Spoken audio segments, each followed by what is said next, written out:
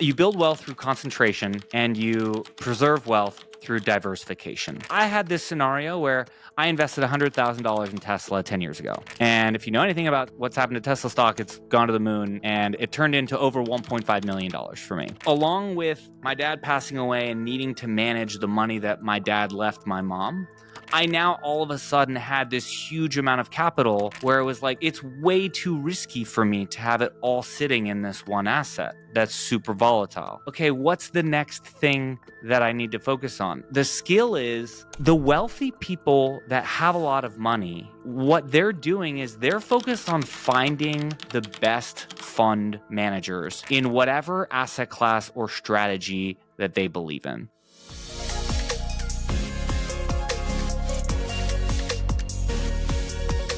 Welcome to Tech Careers and Money Talk. I'm your host, Christopher Nelson. Welcome back for another week where we're going to be focusing on income investing. We're going to be talking with a good friend of mine, Pascal Wagner, who he himself transitioned from being a venture capital investor, running a large investment fund for venture, for Techstars. And now he's helping accredited investors invest in passive income producing real estate. It's a very similar journey to my own. I think you can learn a lot from our conversation. We're going to get in the conversation right now, but I do have an ask before we get started. If you really enjoy this podcast, please go and leave us a review on Apple, Spotify, or on our website, wherever you listen. Reviews help get the word out there and help other technology employees understand there's a place where we talk about career and money and how it all works together. Thank you so much for that. Let's go talk with Pascal. Welcome to Tech Careers and Money Talk. I'm excited to introduce everybody today to Pascal Wagner. Pascal Wagner is a serial entrepreneur and founder, having founded and run several startup companies himself. At one point, he found himself managing a Techstar fund and raising capital for venture investments. He has now built a solid portfolio as a limited partner and today helps accredited investors get into cash flowing private equity in real estate. Welcome to the show, Pascal. Thank you, Christopher. This is long overdue. I'm excited to be here with you. It is, and I get really excited when I talk to people that have a similar background and think in the same ways. And so I want to just get right to the heart of it, which is, what was your inciting incident, or what was the moment when you said, I really enjoy venture, I love technology, but to unlock my lifestyle and to do different things, I got to pivot to private equity? Yeah, so I think it's interesting because I think VC or venture capital falls into the bucket of maybe private equity, and it's maybe just earlier stage. And private equity, when I think of private equity, I think of, investing in middle market companies that are still, they're not early stage, but they're growing. But I was working at Techstars and I had the unfortunate event where my dad passed away from old age. He was 80, lived a great life, RIP dad, but I think all of a sudden in 2021, I became the man of the household. My mom had never managed finances before, and she, my dad took care of everything. And so all of a sudden I was there trying to figure out, okay, we're closing all the bank accounts, closing all the credit cards. How do we convert, different things into cash, and how do we reallocate it so that my mom can actually live a great retirement throughout the rest of her life? And having been exposed to venture capital and having worked at a fund, I think I vaguely understood, parts of this space that, Techstars goes out and raises money from big institutional players and, 10, 15, $50 million checks at a time. And then they go and deploy that as experts in, the startup field and having all the access and the knowledge and the relationships. And so this idea of being able to invest with other people in a certain asset class, I'd been there, but it didn't really click. But when this moment happened, I needed to figure out how to provide my mom an income. And the only way I really knew how to do that was through co-living. I bought, I do buy single family homes and I rent them by the room. I have a portfolio of 12 of those in Atlanta. I've been doing that for over a decade. And that's how I originally got started in real estate at the age of 24.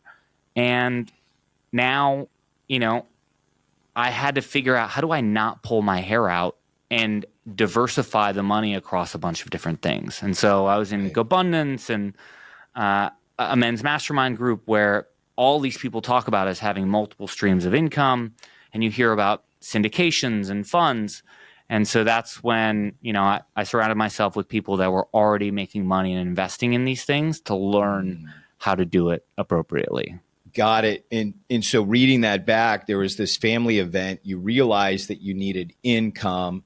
You had experience with real estate and seeing how that worked. Then it was this pivot that said, how do I do this, scale it a bit more and start and even let me get a stronger foundation and scale from there.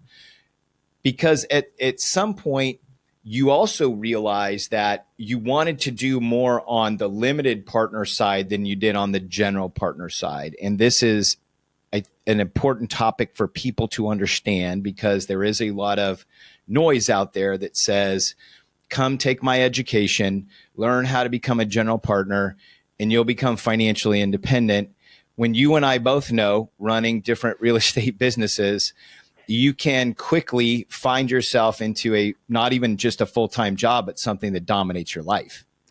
Christopher, this is something that has been a big light bulb moment to me now that I am going everywhere and shouting from the rooftops, because this notion of what got you here won't get you there.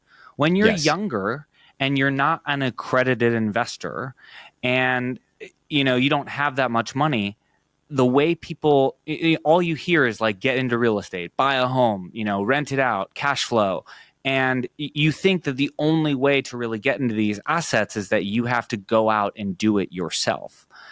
And there's been this proliferation of these different companies like Fundrise and Yield Street and Realty Mogul, and that have started to spring up where you can now go invest with other people. And that's, I think, slowly starting to become more and more visible in the norm. But I think only going down these paths of buying real estate and managing it yourself, not only is it, like you said, another full-time job, but you just realize how much it takes so much time. And I would be much better served focusing on where I make the most money and investing it with experts who are an expert in their field than for me to go restart the wheel and learn a new asset from scratch that, I need to go through all the pain. I need to lose the money. I need to, make all the mistakes for my first several years. And I'm never going to be as good as the person who's been doing this for the last,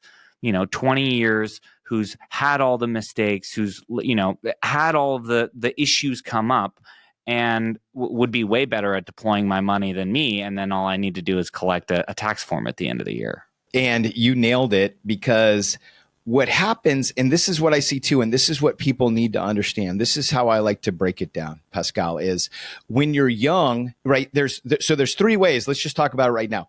You build wealth through ownership in either cash producing assets or in growth assets.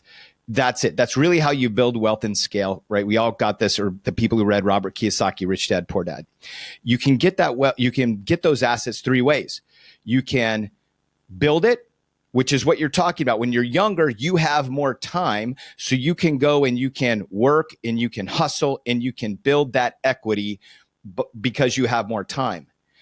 And then the second way that most people don't know about that I advocate for is you can also trade your time and talent for equity, which is what I did as I positioned myself as somebody who could help companies get through SOX audit. So I worked for a lot of companies and I chose 3 companies to work for that went through IPO.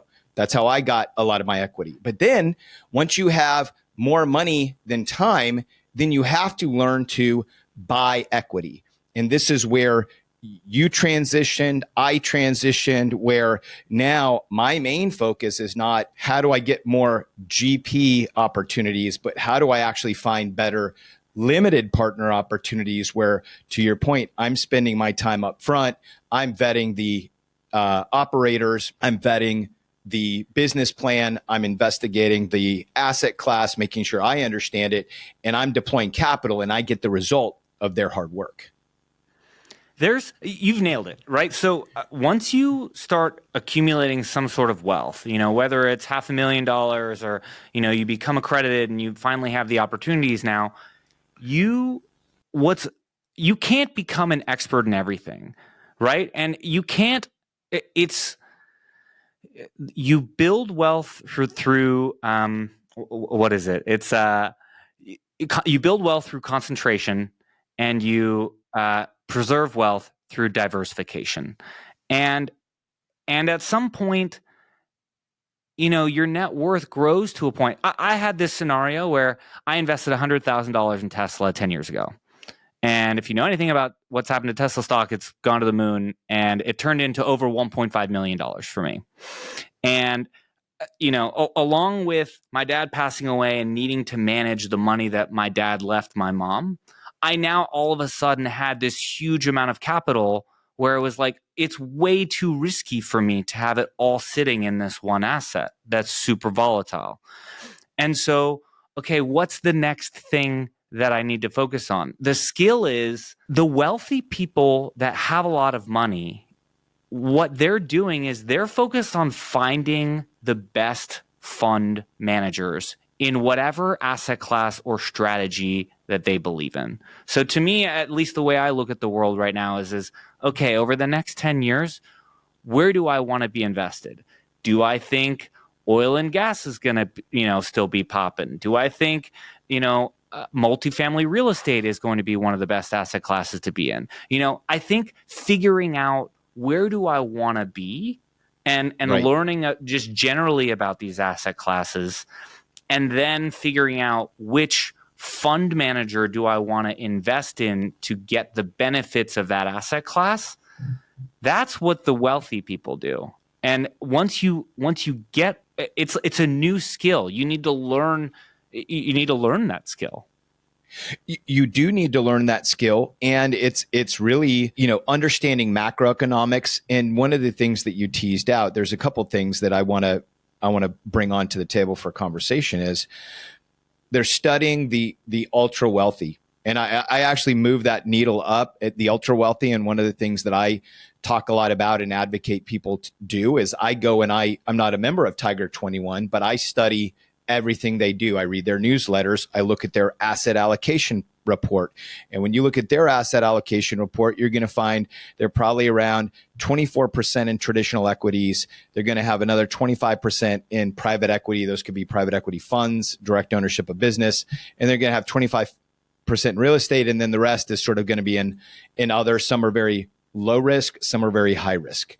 But understanding that portfolio and essentially having a thesis, because it's important. And I'm curious, like for me, I look at my portfolio as my multi-generational business. That's ultimately how I view it, is I'm creating a multi-generational business that I'm standing up. I'm creating a playbook that I'm passing off to, that my wife is a part of, that my sons are going to be a part of. And then moving forward, this is going to be an asset. And so when you think about that, Pascal, it's like, number one, I've given it an intention. And I've actually, our name for it that we don't share publicly is a family name that has some phenomenal history behind it as well. And then we've given it a thesis, and every asset has a job. Then the other thing is you got to go out and you do have to spend some time. And honestly, I think this is the fun part. This is where I get to meet people like you is, hey, let's go talk about debt funds. Let's understand what's going on in the world of oil and gas. And let's you and I have, what are you learning? What are you understanding? But I think those three things of the portfolio, thinking of a portfolio, studying the ultra wealthy, and then also studying asset classes are fundamental in building this thing out. I hate to say like you nailed it over and over here, but I was taught by one of my mentors, Mike Klein, about, and I really had this at Techstars as well, right? Like having worked at an institutional venture capital fund, I learned a lot of like the ways that professional people think about investing. And, I'll just take the example of working at Techstars. Our thesis, I specifically was the manager for the follow-on fund. So the chief investment officer kind of made the overall strategy and the thesis. And then my job was to go make it happen. And so I was looking at deals, pulling deals in, evaluating them, and saying, "Yep, we're going to commit and invest $150,000 or $300,000 into that deal." And the thesis for that fund was, we're going to invest in the top 20% of portfolio companies within the Techstars network, and that's the thesis, right? And so I think every bit of capital that you have needs to have a thesis. You mentioned to me before this call that you have this 50-50 strategy. A lot of people talk about this, the barbell approach. You have some in equities and some in cash flow. There are three things that you can do with your money. You can have it. You can have the equity grow as fast as possible. You can get tax benefits, or you can get cash flow.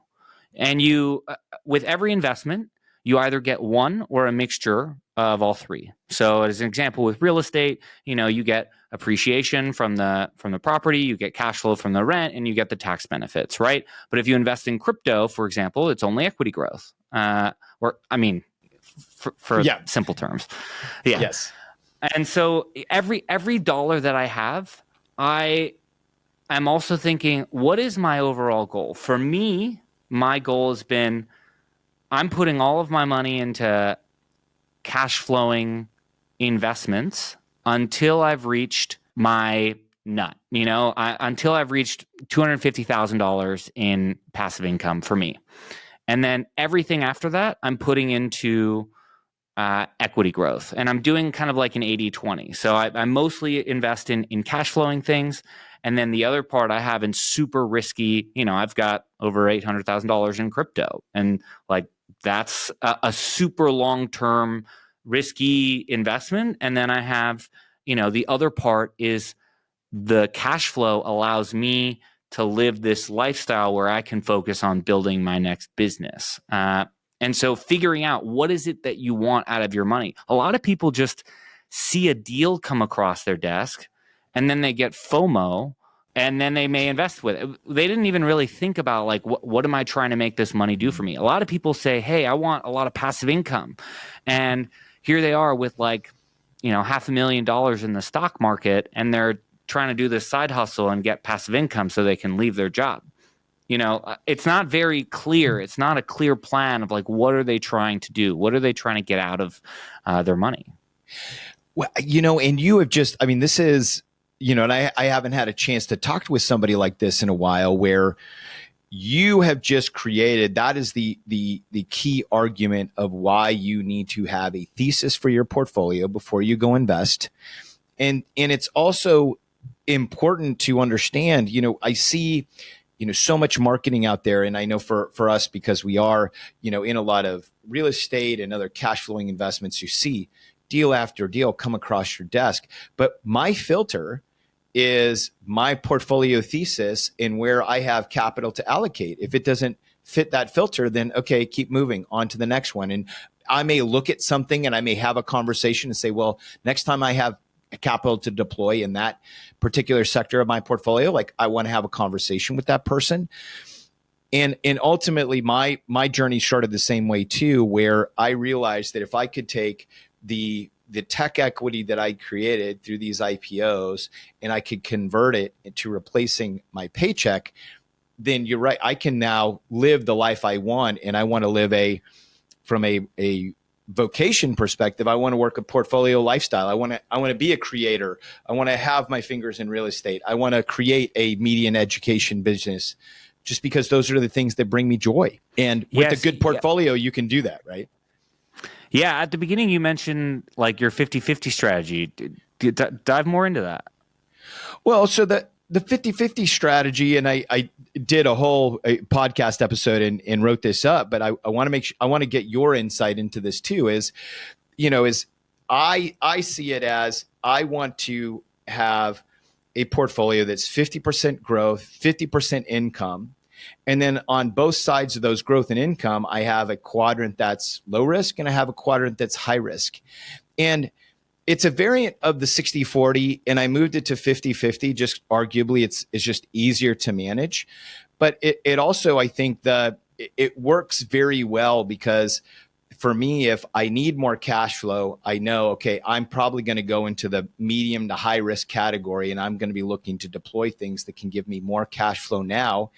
But then as it starts getting out of balance, as I start deploying somewhere else, I can then take the cash flow and I can start filling other gaps. So I'm essentially, and then, the thing that I think is interesting that you mentioned that underlies it is then I literally have, this 50% that I also look at to be very tax efficient as well, because I want to make sure that all of my income has some level of tax efficiency, whether that's the ATM investment where you're getting non-recaptured depreciation, which is a nice, nice depreciation ticket underneath that. But then that helps balance out any type of capital gains that you're going to be getting from the growth side as well. Yeah, that's how I'm running it, baby. My approach is very similar, right? I think just like you mentioned, you've got two buckets. And it's like, okay, what am I looking to do? Something I hear pretty often is, hey, I have a huge tax bill. It's November or December. I need to invest in something that has depreciation. Like that is a very clear example of someone has an investment thesis. They've got money and they need to figure out how to lower their taxes. And so they're looking for vehicles. And so, I think that's probably the most clear version of that I hear, but I don't hear people be as concrete about, other deals that come across their desk. And part of it is, I think a lot of this, and I'd be curious what your experience is too, talking to a lot of technology employees, talking to a lot of investors, we focus so much. And I know, and I want to hear a little bit about your story of, you got in and you had some, you founded some companies, had some exits as well. And at some point in our career, we focus so much on making the money. We want to build that equity or we want to trade for that equity. We get it. And then I know for myself, I had this moment where it's like, oh, snap, I got it. What do I do with it now? What was your experience like? Oh man, I think I would probably say the Tesla was the most significant, transformation that I've had, and it's fascinating because there is an amount of fear that fills your mind when, first off, I had all of my, pretty much most of my net worth was tied up in this one stock, right? And that stock is also pretty volatile, along with the stock market just being volatile, right?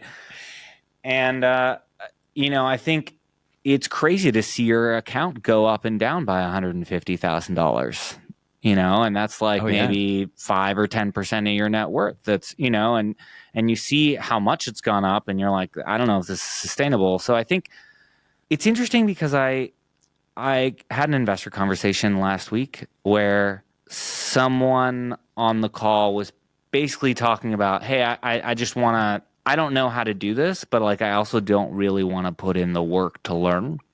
And it's this quote of what got you here won't get you there. I think, learning how to manage money is a skill. Yes. And it is a skill that at least I feel like I sucked at the beginning, right? Like you need to learn how to balance a budget. You need to learn how to deal with cash flow coming in and having, accounts payable and accounts receivable.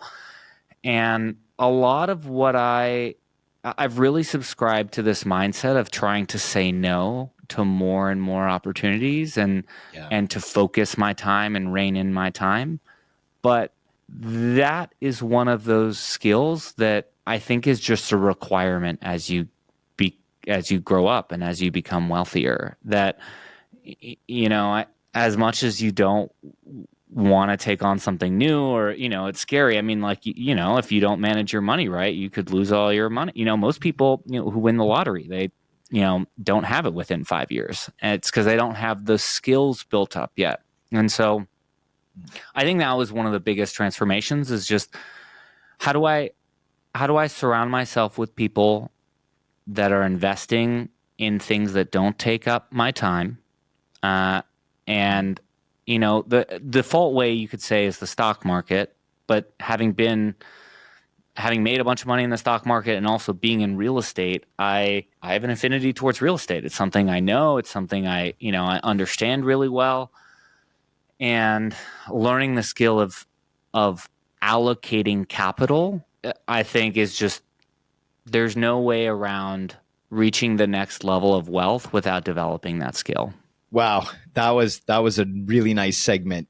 First and foremost, you talked a little bit about your experience with sudden wealth syndrome, right? That there is a technical syndrome for that. And I know that because my experience was on April 19th, 2012, the day of my first IPO, a company called Splunk. Right in the middle, I had and that day we had a multiple seven-figure payday.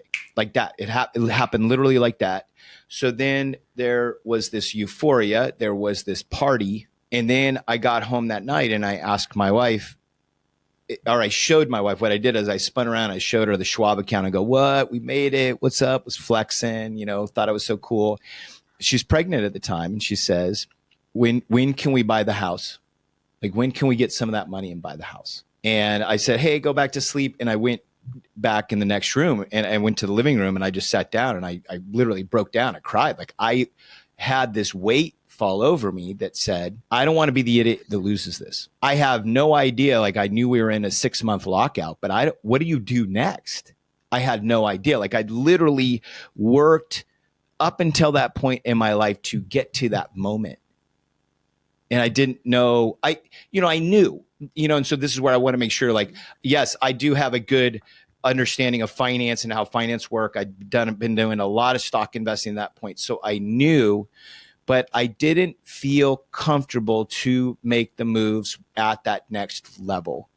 And that created anxiety, created depression. And for the next 6 months, we had 90% of our wealth going up and the stock would fluctuate 10%, 20%. And it was absolutely brutal. However, those periods of time, they train you. And we went out and we got fee-only financial advisors to get advice, to get a plan that they didn't have any, interior motive to sell us anything, right? We could just go get education. We could get advice. We synced up with a tax person because in my mind, I had this vision of, okay, there's really 2 steps.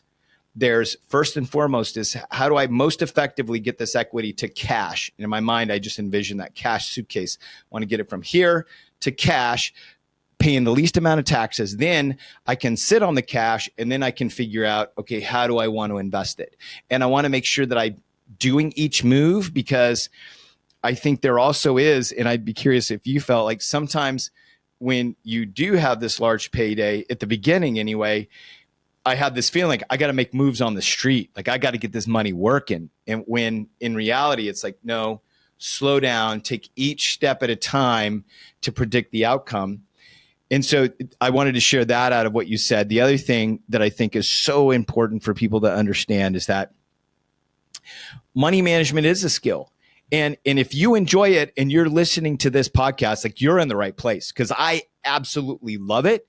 And I have, and this is where I know I'm sitting across from somebody who enjoys this as well too. And we can geek out on this stuff all day long, but I am excited to be the manager of my portfolio for as long as the days I have left on this planet and pass on that joy to my son. Because when you learn how to do this, I think it takes some of the best of our experiences that we had before, like relationships. You get to meet people that love building great apartment complexes and taking care of tenants, right? They're taking care of customers. Or I'm in mobile home parks. We're working with hardworking families where we want to give them a place to live and save money. Like that's a good thing. And all other types of things too. It brings me a ton of joy. But I'm curious. 2 questions I have for you. Are you aware of sudden wealth syndrome, the psychological syndrome? I'm not, but I believe it's very real. Oh yeah, you felt it, man, for sure. Yeah. Well, yeah, because I had to look that up too, because I just thought, and this is the thing I think that also messes with everyone, and because sudden wealth syndrome makes you feel isolated. And it does, because at some point when you're moving up, you don't know who your peers are. You don't know who you can trust and have conversations with. I definitely resonated with that. I think, I was fortunate enough to be in this men's mastermind group called GoBundance, and to be in that group, you have to have $1 million net worth or more. And so one of the core pillars is transparency. So literally we're there and you come up with this thing called a one sheet where you have how much you made last year, what you spent last year, what you invested last year, what your net worth is, what you want your net worth to be this year, what your projections are. Like, you put all of your metrics on a piece of paper and you share it. Like, literally you hand it over across the table and everyone's like looking at it and asking you questions, And so there I had people that I really call them like my mentors. They showed me the way, right? I mean, in that group, a lot of people talk about like, how many streams of income do you have? Are you 100%er is what they call it. Like, what percentage of your expenses are covered by passive income? And so this was very much trained in me, but without that, I would have been lost, right? I mean, you don't, it's also a lot scarier because the numbers are a lot bigger, right? Like, there are a couple more zeros afterwards. And, I feel like I had the experience of working at Techstars where, it's a $150 million fund, and there are a lot more zeros in these. And, I'm dishing out 150K, 300K checks like every week, like candy, right? And so it did change the dynamic for me, but I can tell you, even now, still, every time I make an investment and I'm about to wire $50,000 or $100,000, that I still sweat a little bit. Like, am I sending this to the right account? Like, is this the right idea? Like, am I making the right decision?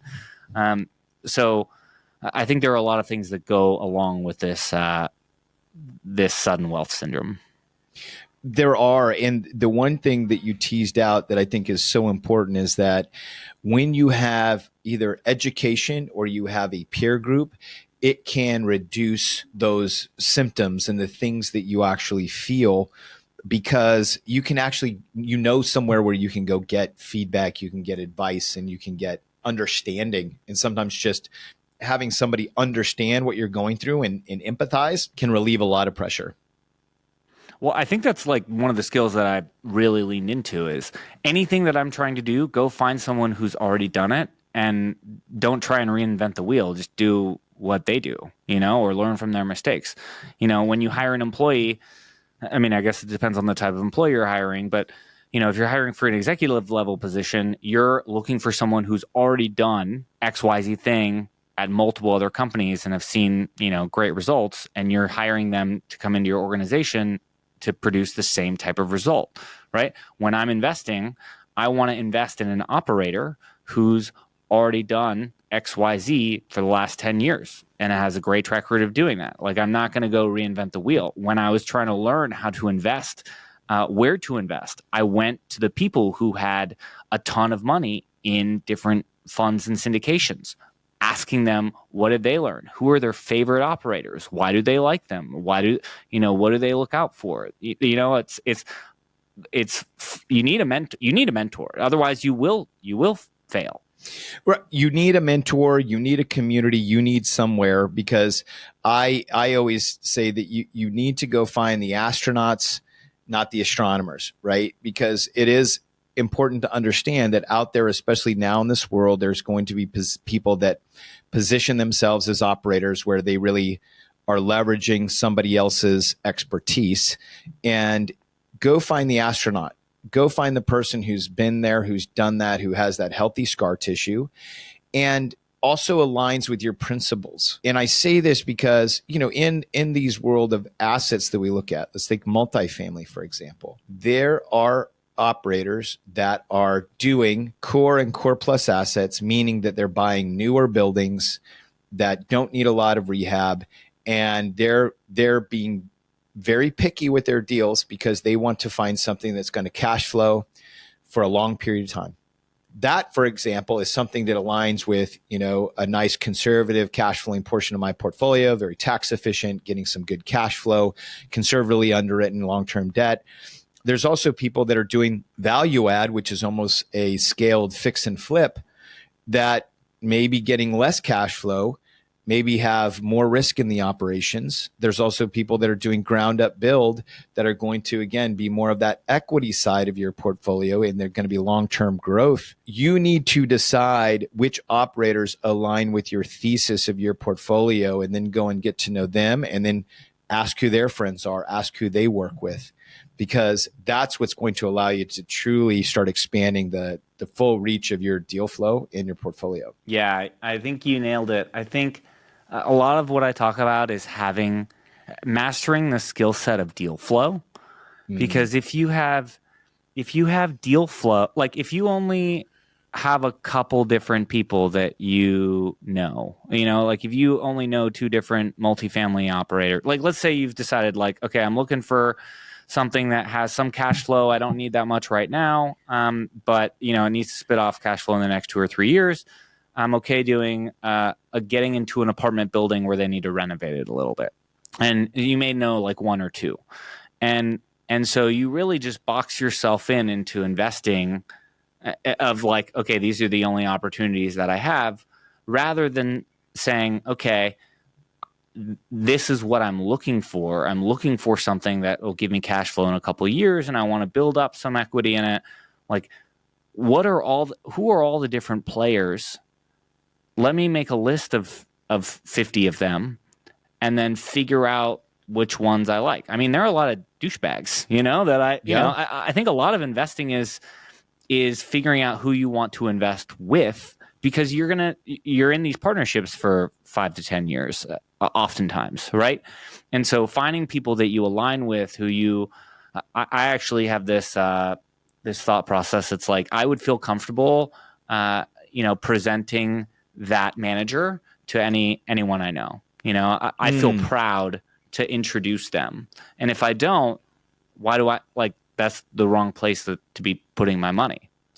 I think little tests like that are so important, because this business is all around selecting the operators. It truly is. And you need to find people that you really want to work with. And you want to try to find people that are also going to be your partners. I don't take the word partner lightly. In fact, take it very seriously and spend time on that.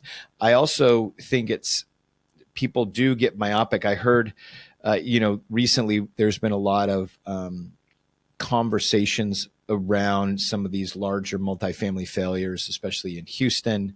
There was one that lost a ton of equity, and I was reading a story about it, and it mentioned one investor who was, tech guy as ourselves, and he had put the majority of his retirement savings, like $1 million, in this thing, lost it all.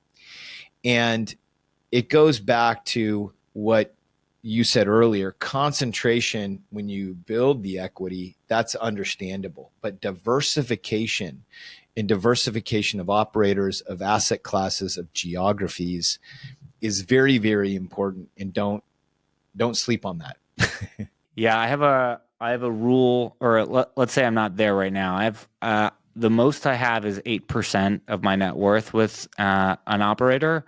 And my goal this year is I want to have everything under 3% is my goal. So I'm trying to it's mostly in debt funds that I'm trying to reallocate. And so, it's like, what type of there are all these things you need to think about, right? And if you don't know about,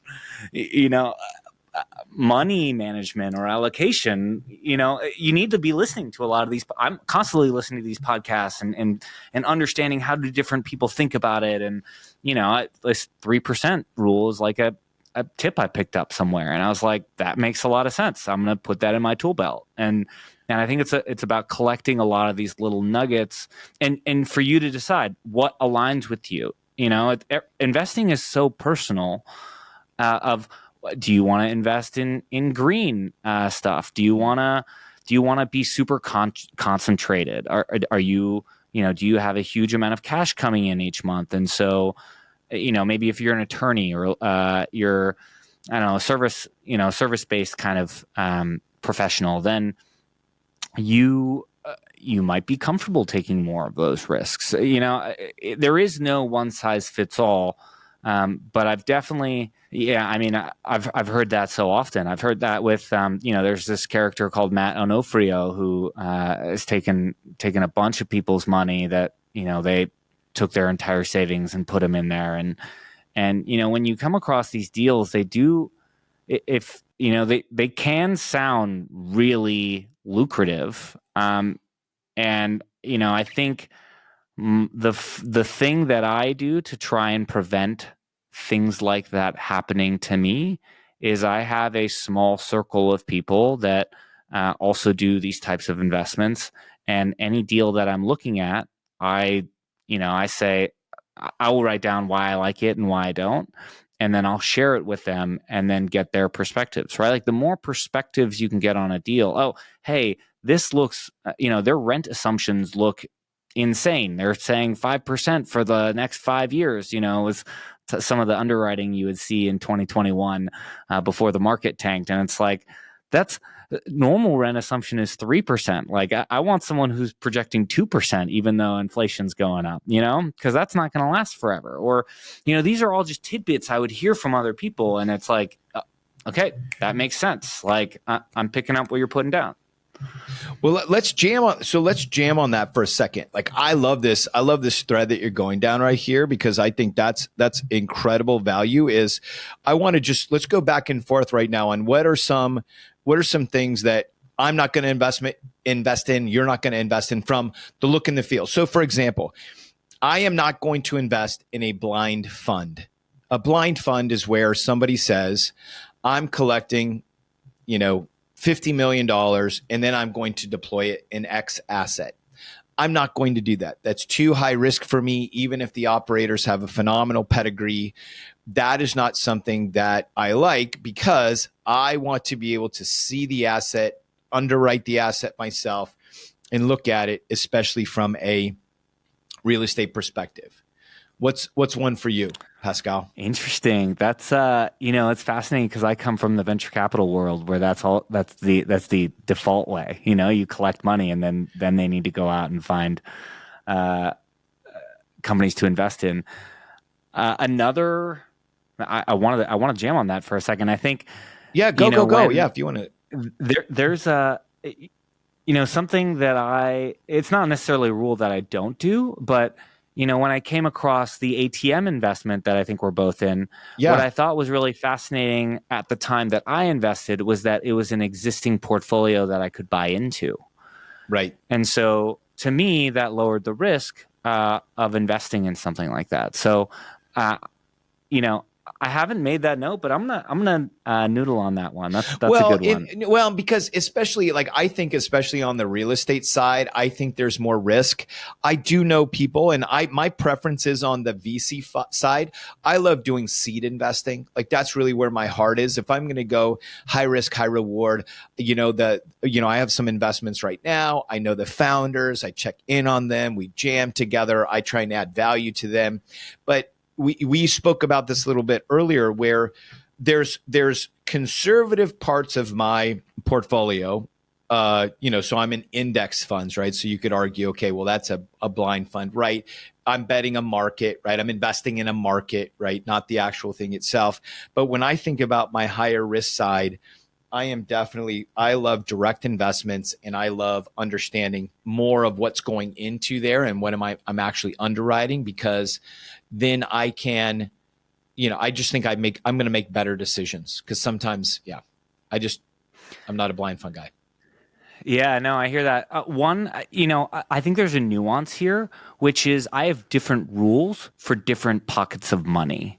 So as an example is when for the portion of capital that I was allocating for my mom to provide her consistent income, is that one, it had to produce monthly income, not quarterly, not annually, had to produce it monthly. And so because I'm trying to align my mom on, she has this much coming in every month and this much going out every month. Like I didn't want to deal with the burden of, getting money in quarterly and then watching it go down. And then, I don't know. It just felt better for me. Yep. And then I was looking for investments that produced cash flow in less than 12 months.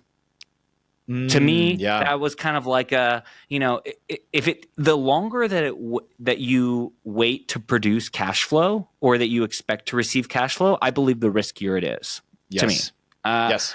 And then the other one that I have really honed in on is what has their track. I only invest in vehicles where they've produced the outcome consistently over multiple down cycles.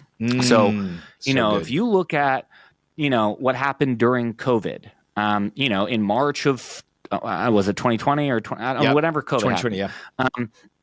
And at that point, it's like, how did I'm in this DLP Capital lending fund. That's one of the funds that I promote, right, that I'm invested in, and I allow other people to invest with me in. And the reason why I love it is you go look at their track record. You look at them in 2015, you look at them in 2018, you look at them during COVID in 2020, and they have had consistent returns throughout multiple down cycles. What are you investing in? You are not investing for the best case scenario. You're investing for how does it perform when shit goes sideways. 100%. Oh man, and that's so good. And I do think that and that was one of the other things I was going to say is I'm not taking any long shots in portions of my portfolio, especially the real estate side and the income side. Experience matters, and having people who have produced the same result over and over again, people who have operated through down cycles, and I can see clear evidence of that and understand how they're going to navigate. That is so important. Yeah. And look, I think, the thing I keep talking about or think about is, who would you rather invest with? I want to invest with someone who has an unfair competitive advantage. This is something I picked up from Matt King, who manages David Osborne's $150 million family office. And it's exactly that. Like, I want to do I want to invest with the guy who's, doing his second or third oil well, or do I want to invest with the guy who's, he grew up on the oil fields and he's like a fourth generation oil person, and, they know every single person in the community and have all the connections, and they know the government, and you want to invest with people who have an unfair competitive advantage. If you're not doing that, why are you investing in the deal? Right. And the thing to let people know is they are out there. This is the work, and this to me is the fun work that you get to do in building the portfolio, because you get to reach out, you get to network with people like Pascal, you get to meet people like this. I mean, I just came back and I did a tour. I invested in a QSR fund, which is quick service restaurants. And these are, they're doing a roll up of Burger Kings and Subways. And these guys have a track record a mile long. These guys are restaurant guys. And I went out, saw the restaurants, was shaking hands with employees. We went out, broke bread together, and it was absolutely fabulous. And I literally had a blast. And look, I think for people like you and I, we love to do these things. And I understand that there is a segment of people who they've just got other priorities in life and they have other things going on, right? And so I think for those people, I mean, I meet them all the time, right? They're my friends. It's about aligning yourself with people like us, if you want to get into this space, that you align with how they think about investing. And, other than doing the research yourself, like, I think that's the other shortcut. 100%. Well, hey man, I know we're getting to the top of the hour. I know you're going to turn into a pumpkin. I've got a fire round. I got 5 quick questions for you, and I know you can answer them real quick. What's the worst career advice you've ever received? Worst career advice I ever received? There is a balance to move fast and break things. Very much being in the world of, following Mark Zuckerberg, and when I got into the venture capital world, and then you start managing a bunch of, high ticket dollars, I had my boss sit down with me at one point and mention, I'm always the first person to go, take action. I'm an action taker. And since this conversation, it's been like, okay, there are, this one way and two way doors from Jeff Bezos.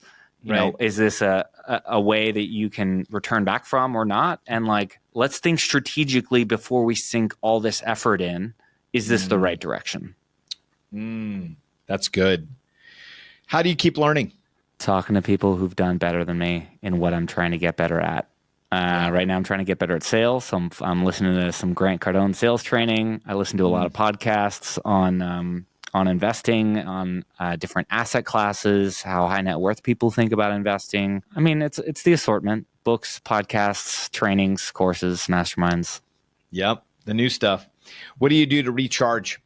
I like to go to the gym, and I like to kiteboard and play pickleball. Ooh, those are a couple good ones. Yeah, are we going to play at any point? Let's go, man. I'm in for pickleball whenever you're ready, baby. What's advice you'd give your younger self working in tech? Oh man, you know, I think it's fascinating when you start to when you're young. It feels like you don't have that many opportunities, and you know, you have an opportunity come along, and it sounds like a great fit. But the same thing that we're talking about here about like choosing the right operators. If you're going to go dedicated, if your goal is to grow equity in a startup, like you need to put down the bright-eyed and bushy-tail, you know, thought and really think like, does this company really have a real chance to become big? You know, because otherwise you're wasting your time and valuable equity that you could be earning. Yep. And I say that you need to think like an investor with your time and talent. I mean, that's it. Underwrite that bad dog. What's the worst money or investing advice you've ever received? Buy business. Buy business. Yeah. Buy a business. You know, I think now being in this world, I mentioned at the beginning, I have an active real estate portfolio and now I have, you know, 50% of my income comes from the active portfolio and 50% comes from alternatives. Yep. And, you know, now that I'm in this stage, I want to sell my active portfolio and move it all into passive things and free up that time. It is 100% like an additional thing on my mind. It's something that can, you know, if I'm not putting my attention there, it can go sideways. And really just leveraging how you become wealthy is leveraging other people's assets and time and expertise. That's right. It truly is. Wow. Oh, boom. That was a gem right there, man. You just ended strong. Hey, how can people find out more about you? Because you have your own podcast, you got your own platform. Tell us about it. Yep. So you can go to gregercashflow.io and join our email list. We educate you all about alternative investments, kind of all the things I wish I knew when I first started. I provide deal flow of all the deals I come across. I'm most active on LinkedIn. So find me at Pascal Wagner. And I'd say those are the two best places. And I'm going to put both of those links in the show note. And thank you so much, Pascal. Like, I have a feeling that at some point we're going to do another piece of content or something cool for the group here. But I can't thank you enough. It's been great to have this conversation and look forward to more in the future. Likewise, Christopher. Thank you for having me on. My pleasure.